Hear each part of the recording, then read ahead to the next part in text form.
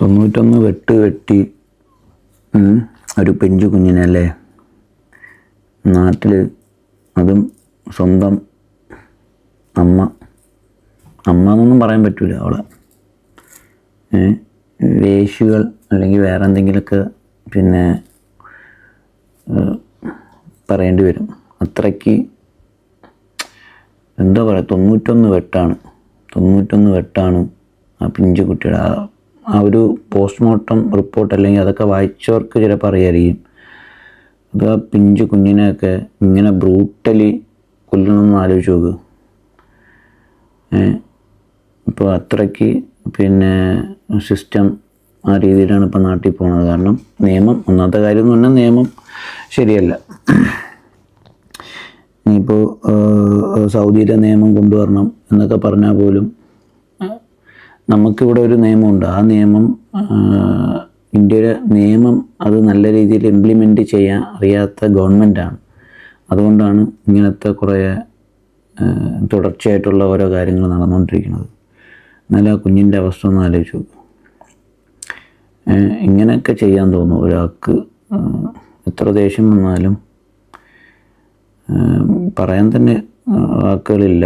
കാരണം കാലിലെ മുറിവ്, കുഞ്ഞിൻ്റെയൊക്കെ മുറിവ് കണ്ടവർക്ക് അറിയായിരിക്കും. ഇപ്പോൾ ഈ ദുഷ്ടതയ്ക്ക് വേണ്ടെങ്കിൽ പറഞ്ഞ കണക്ക് പിന്നെ റോഡിലോ എവിടെയെങ്കിലുമൊക്കെ കൊണ്ട് ഉപയോഗിച്ച് കഴിഞ്ഞാൽ ആൾക്കാരുണ്ടാവും. അതുപോലെ ചിലപ്പോൾ അമ്പലങ്ങൾ, അതുപോലെ ഈ പള്ളി ചർച്ചിലൊക്കെ പോയി ആൾക്കാർ കുഞ്ഞിന് വേണ്ടിയിട്ടൊക്കെ പോയി കരഞ്ഞ് പ്രാർത്ഥിക്കുമ്പോൾ ഇവിടെ ഈ പിഞ്ചു കുഞ്ഞുങ്ങളെയൊക്കെ ഇവർ കാണിക്കണതൊക്കെ കാണുമ്പോൾ ശരിക്കും പറഞ്ഞാൽ കേരളത്തിൻ്റെ അവസ്ഥയൊക്കെ ഇത് ചിലപ്പോൾ സിനിമയൊക്കെ ആയിരിക്കാം അല്ലേ ഇവരുടെ റോൾ മോഡൽ. എന്നാലിത് ഒന്നും എന്തായാലും കേരളത്തിൻ്റെ പോക്ക് ആ ഒരു രീതിയിലാണ് പോയിക്കൊണ്ടിരിക്കുന്നത്. നാട്ടുകാർ ഇവരെ പിന്നെ തെളിവെടുപ്പിന് ഇൻവെസ്റ്റിഗേഷനൊക്കെ കൊണ്ടുവന്നപ്പോൾ നാട്ടുകാർ കുറച്ച് കൈവയ്ക്കാനൊക്കെ നോക്കി. പക്ഷെ അതും പോലീസുകാർ പിന്നെ പിടിച്ചു മാറ്റി അത് ഇതാക്കി വിട്ട്. അത് അങ്ങനെ കുറേ കണ്ടായിരുന്നു. പക്ഷേ അവിടെ വെച്ച് ഒന്നിൽ പോലീസുകാർ തന്നെ പിന്നെ മാറ്റി നിർത്തിയിട്ട് അല്ലെങ്കിൽ അവരെ മുമ്പിൽ വെച്ചിട്ട്, ആ നാട്ടുകാരുടെ മുമ്പിൽ വെച്ചിട്ട് 2 കൊടുക്കണമായിരുന്നു. തെളിവെടുപ്പിൻ്റെ ഭാഗമാണ്. എന്നാലും നാട്ടുകാർ വെറുതെ ഇരിക്കില്ലല്ലോ. അപ്പം എന്തായാലും നെടുമങ്ങാടാണ് നടന്നത്. നെടുമങ്ങാട്ടിലുള്ള ഒരുത്തം മതിയായിരുന്നു അങ്ങോട്ട് കൊടുക്കാൻ. അതുപോലെ ഇങ്ങനെ സംഭവം ഇതിനു മുമ്പ് നടന്നിട്ടുണ്ടെന്ന് അവളുടെ അമ്മ തന്നെ പറഞ്ഞിട്ടുണ്ട്, ഇങ്ങനെ ഉപദ്രവിക്കാറുണ്ട് എന്നുള്ളത്. അങ്ങനെയാണെങ്കിൽ അവരെ വായിൽ പഴം തിരികെ വെച്ചിരുന്നു എത്ര നാളും. അവർക്ക് നേരത്തെ പോയി തന്നെ കംപ്ലൈൻറ്റ് കൊടുക്കുമായിരുന്നു. അപ്പം എല്ലാം കഴിഞ്ഞിട്ട് വന്നിട്ട് പറഞ്ഞിട്ട് എന്ത് കാര്യം, ഇനി പുറം ലോകം കാണിക്കണ്ടെന്നൊക്കെ പറഞ്ഞിട്ട് എന്ത് കാര്യം.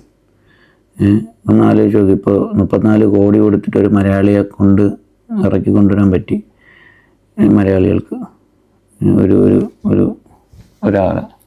അപ്പോൾ 34,000 കോടി കൊടുത്തിട്ട് ആ കുഞ്ഞിനെ സംരക്ഷിക്കാനൊക്കെ എത്ര ആൾക്കാർ നമ്മുടെ കേരളത്തിലുണ്ട്. അതൊന്നും അവർക്കൊക്കെ പോയി കൊടുത്തു കഴിഞ്ഞാൽ അവരൊക്കെ ചിലപ്പോൾ പൊന്നു പോലും നോക്കുമായിരിക്കും. ഇതാണ് ഇന്ന് കേരളത്തിൽ നടക്കുന്നത്. അപ്പോൾ ഇതൊക്കെ ദഹിക്കുന്നത് ചിലപ്പോൾ ഇതൊക്കെ കുഞ്ഞുങ്ങളില്ലാത്തവർക്ക് ഇതൊക്കെ കാണുമ്പോൾ ഉള്ള അവസ്ഥയാണ്. ശരിക്കും പറഞ്ഞാൽ അവരുടെ കാര്യം ആലോചിക്കുമ്പോഴാണ് സങ്കടം.